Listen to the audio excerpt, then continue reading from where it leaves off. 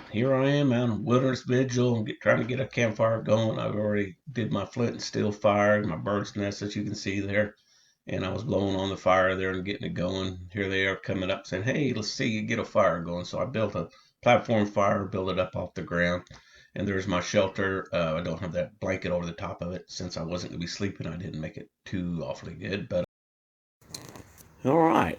While I was doing a FCF wilderness vigil where I dressed up like Daniel Boone, I went out and spent the evening out staying awake all night, tending fire and not going to sleep, and blowing a horn on the hour. And I had to do a wilderness survival type debris hut and set up my camp, cut firewood, and make myself a little comfortable chair. So I brought my antique Bucksaw that one of our Southwest Division VPs gave me as a gift. And I used this. And while I was out in the wilderness, this has got little pins, little screws that set in here into the side pieces. And I lost one in the middle of the night. And therefore it rendered my saw unable to be used. Of course, I just put a bolt in there on this one. But, the thing is it's got a wood screw, and that wood screw can go. It can fall out, or the little pin can fall out. So I thought, man, there's got to be a better way, because I was wanting to make a Swedish fire torch in the middle of the night because my candles were burning out. And I still had light, but I had campfire and one candle still going all night. But my other one did, so I thought, oh, I ain't got anything else to do. I'm going to make a Swedish fire torch. And so I pulled it out, and spent 20 minutes by candlelight trying to put this thing together. I thought, you know what, I got to do a little bit better job of that and putting that together. So I made a prototype. The first prototype was very similar to this one right here, and of course this one's folded up and this one's assembled, and it was not much difference in it. The only thing is it had a hole on both sides, and the string was attached on both sides. And whenever you get to flipping this around and folding this up, you got to invert that and twist it, and it's a little confusing, to say the least. You're bending the blade, and you're thinking, huh. Anyway, I didn't really care for that. So what I did is I attached it to that side. I put it in there so that all stays the same.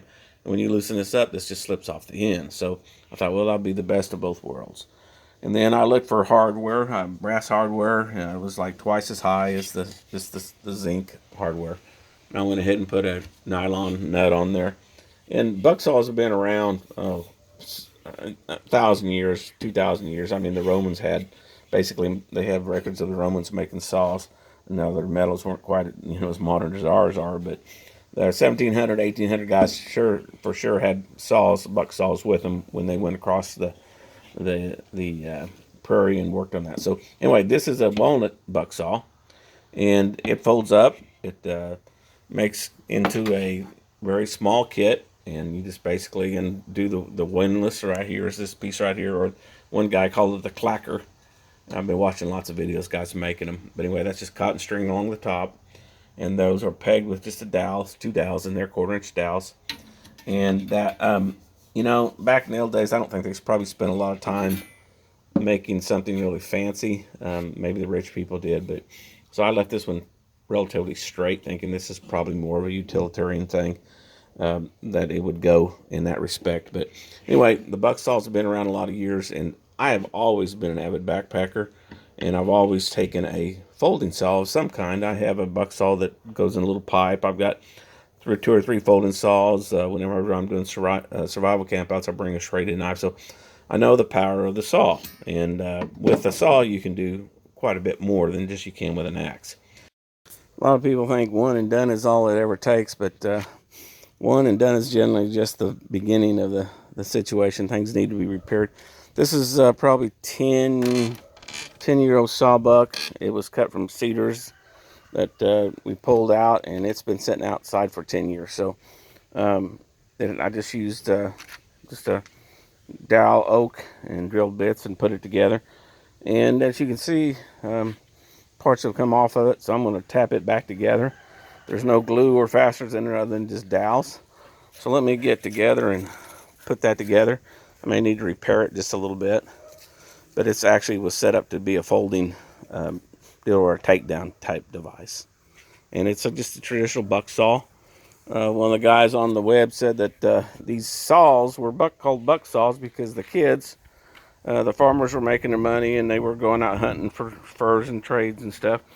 And the kids would be at home and they'd want a little spending money too. And he said they would start bucking firewood and they would cut firewood and sell it and make an extra buck or two. And so they called the buck saw. And then pretty soon they came up with the buck sawhorse that they call it. And anyway, it was all around basically making a buck. And of course the saws have been around forever. So Romans made the first ones. I think the blades were copper, and through the years they've always had buck saws. If you do much trekking, wilderness survival, from Daniel Boone style, you'll definitely want a buck saw. And again, as a backpacker, I've always taken a saw, and they come in handy. And sometimes had to make a crutch with them and mend a broken leg for somebody that wasn't paying good using wisdom, and we ended up having to splint a leg, and the saw was very valuable in that. It's quick work. And so anyway, I'm going to put this together and let her rip, Tater Chip. All right. As far as fixing things, this piece was laying off the side and had come off sometime last year or so, maybe the year before. And it was just laying over here. I don't move that area there very much. Anyway, it was locked to the side, so I took it up to the shop and just took a 1/4-inch drill. And they had bracing bits. They had bits that they could drill on the Frontier, and they had just different kind of methods doing it. But they would generally take an old bracing bit or just a T bit and twirl it around, because they use a lot of pegs in the older buildings. So I just went down there and put some 1/4-inch dowels in there, and some of them dowels I had made on a jig on and had turned them on the table saw and actually cut them, so they were a handmade jig. A lot of times they would just make dowels out of a piece of straight lumber and just cut the edges off and then hammer it in place. So they weren't perfectly round, but they pegged it and clamped it, pegged it, and then once it's on there, that thing will not move. I mean, it'll stay in there just as good as can be. I brought down a piece of 3/4-inch dowel rod, and I'm going to go ahead and replace one or two that are broken and put this thing back together. Alright, at first I tried using a couple clamps to hold that together while I was beating on it, while I was putting the pegs in it. And I knocked it apart a couple, 3 times because, it's not glued up. It didn't, I just glued it 10 minutes ago. So anyway, I used the little spring clamps on there and brought it together. And of course I was pounding on it. Of course they kept falling off. Then I went and got the bar clamps, put them on there, and I drew it back up tight. And, I'm like, okay. And I thought, well, how would they have done this in the old days? Well, they would have taken a block, as I did here, with a notch in it, went around the log. If you don't think this doesn't put any pressure on it, when I was twisting up, I could hear that log snapping and popping just like it does with clamps on, except the thing about this is all the way around it. So anyways, all that is just a clove hitch going around it. It comes over top of a block that's notched on the bottom and the top, just a little V notch, and then it goes around. And I'm sure they had stuff they had designed. I would probably put a dowel in here, or some kind of a big dowel in here to where I could crank it down and do that. But anyway, this worked, and it's held it together. I'm going to let it dry for a little bit, and then I'll put it back together. But, I could have taken that in the shop, take some string, and went around it about 10 times, and used a windlass type method on it. I typed it in, and then, tied the windlass down. And, of course, you can crank a vehicle out of the mud with 2 logs by just simply doing turning action with rope. So, anyway, a bunch of pressure can be generated. Again, it's mind over matter. I started thinking, well, how would they have done it? So I just went and got that, and that binds it together. It's no slipping off. It's actually a pretty good deal. So I could refine that a bunch and did a little bit different in the shop. But the woodworking skills that they had back in the old days, that worked. And we have stuff that lasted for 200 years from stuff they made. So we assembled took down a log cabin and moved it in about 3/8 of a mile from where it was and moved it up in our ranger campground. We disassembled all of the logs and put them all back together. You know, there wasn't a single spike in any of the corners. And I think it stood for 178, 180 years. It was just white oak, and we did have to replace the beams on the bottom, like the first 2 rows. We re-notched them, the new ones, and put them in, and then as it went together, it logged in at the top. But you know, some of the techniques that they used many years ago, they still work today, and you know, they're pretty easy. I did use my little bow saw for cutting off this, the new bow saw for cutting off this dowel, and of course it's a rough blade on it, and we'll get into cutting some stuff on here. I'm gonna let that glue dry just a little bit, and then we'll stand the bucksaw up, and then we'll commence to cutting on it.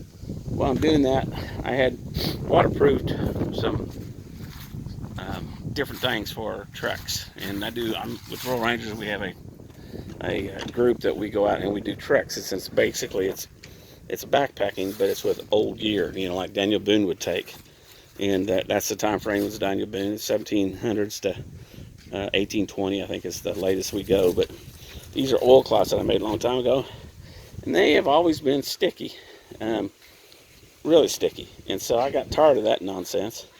So I made a vow that I'm going to leave them out here and let them hang out here until they quit becoming sticky. So they've been out here since a week after I got done with that vigil, which is a week ago Thursday. Then I was out there.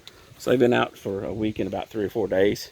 And I come out and turn them a little bit, and you know, re-roll them. And they've had one rain shower, just a light shower on them. So you know, anyway, so there you go there. These are bags that have drawstrings in them, and I'm trying to get them to become less tacky. These have been, this was treated the same as that. It's really sticky. This was treated with a different mixture of beeswax, and it's a different consistency. These can be put away now, so because they're not really tacky. Any oilcloth feels tacky, but these are good. This right here was made from a hybrid version. I was on the web and I saw a guy use a toilet ring that looked like beeswax. Well, it's not beeswax. So anyway, so you know, this tick that I had sewed together, yeah, I don't know if I could use naphtha or some kind of thing that would dry out some of that stuff, and then maybe redip it. I don't know. But anyway, there it is, and that's what I'm working on. I remember, a decade ago, my dad told me, I said, Dad, can I borrow your splitting maul? I got some boys that want to split some firewood up at the back cave. He said, yeah, but they'll tear the handle out of it. And I just kind of looked at him and thought, well, Dad, that's not being very confident of me watching them and things. I didn't say too much to him, and he goes, well, I said, well, I mean, if I told him, I said, if they do, I'll buy you a new handle. And he said, yeah, just remember they're going to tear the handle out of it.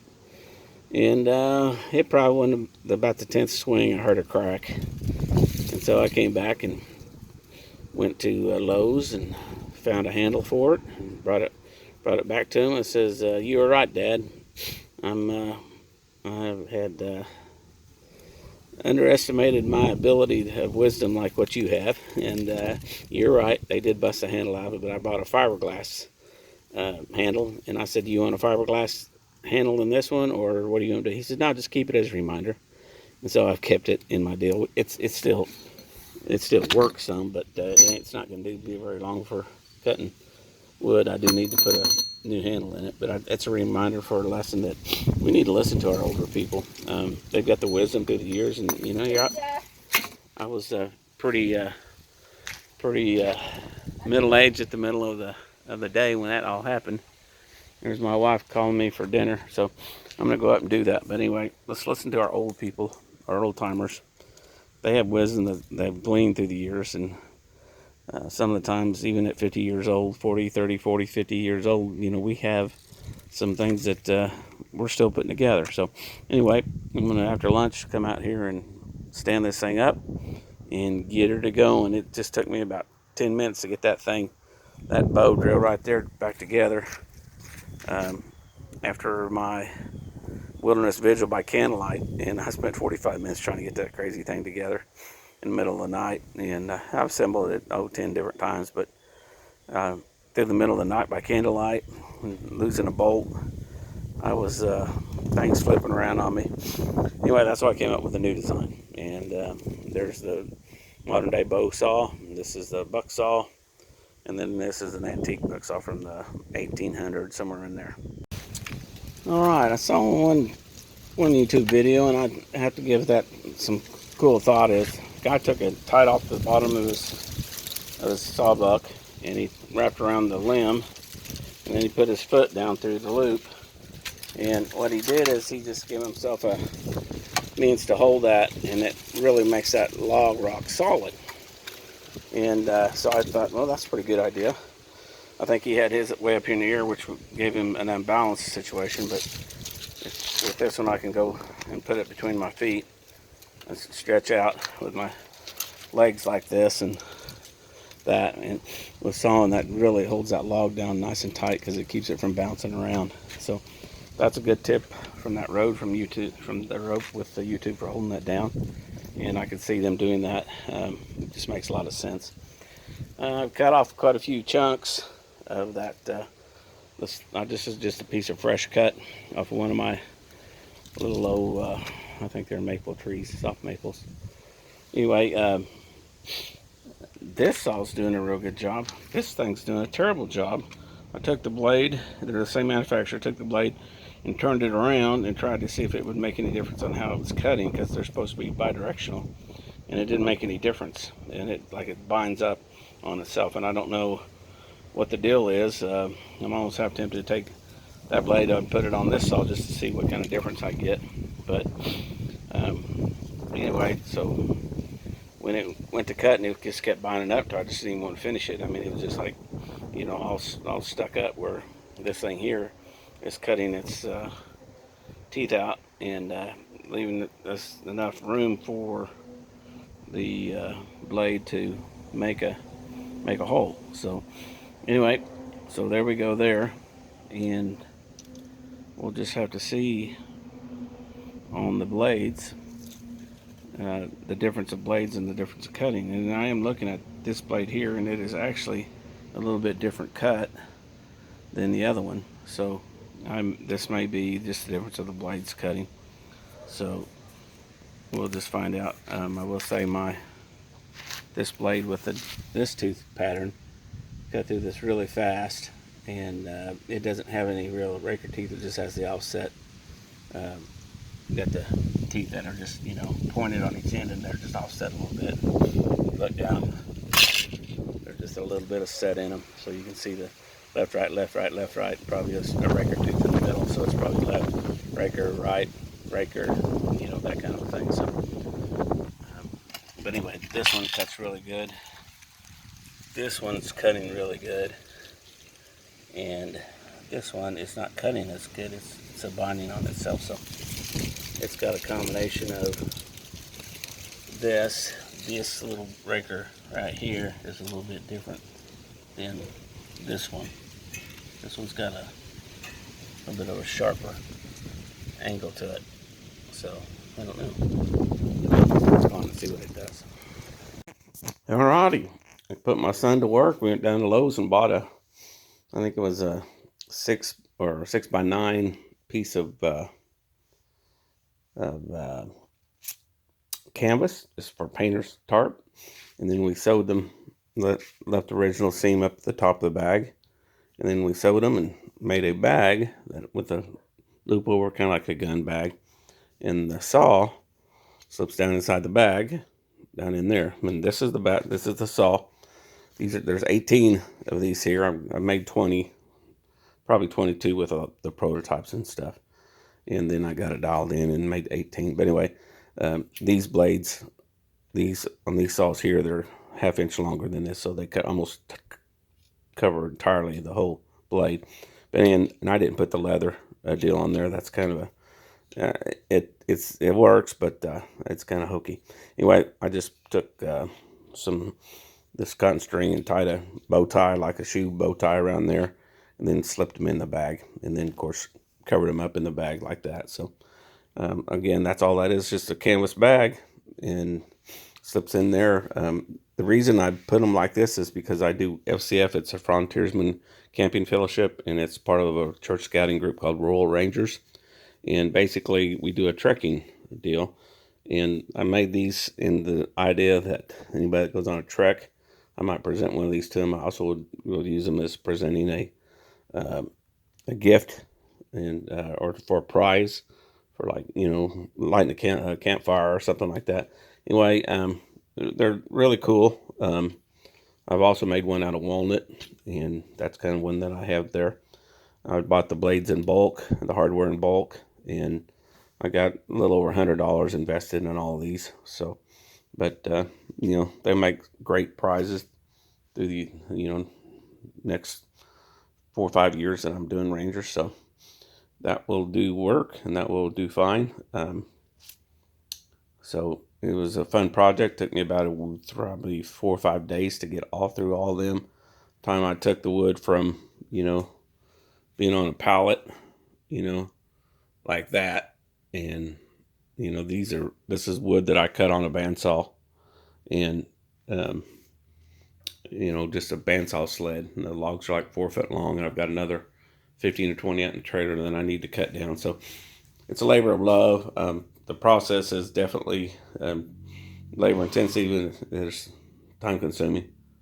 But anyway, the lumber is just basically cut on a bandsaw sled and then air dried, and then a year and a half, 2 years later, I think this oak came from some friend's property that they had cut firewood down. The guy never came and got it, laid on top of the wood out on the ground for 6 months, and he just couldn't come get it. So I came over and picked up the logs that we cut them about just a hair under 4 feet, and then I resawed them. And it was oak. It was some of the hardest wood that I've ever cut.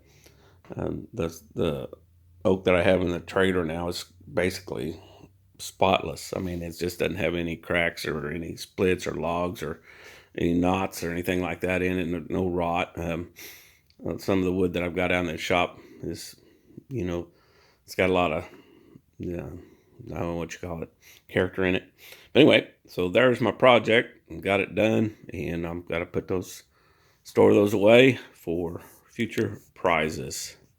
And it's kind of funny. I got lantern kits, 12 lantern kits in here. I've got lantern kit doors. Also, probably will make some canteen kits one of these days. So enjoy doing it for Rural Rangers, and it's not for profit. So I don't sell to speak of. And there you go.